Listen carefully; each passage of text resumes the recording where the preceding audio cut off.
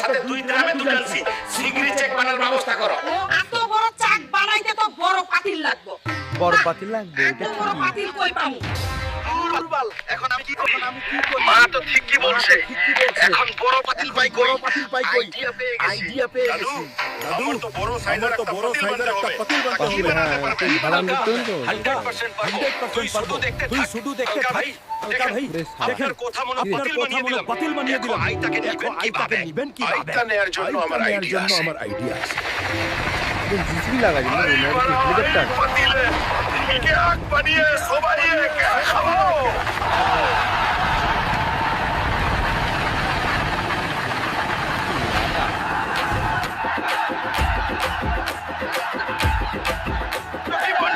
সবাইকে চেক খাওয়ালাম।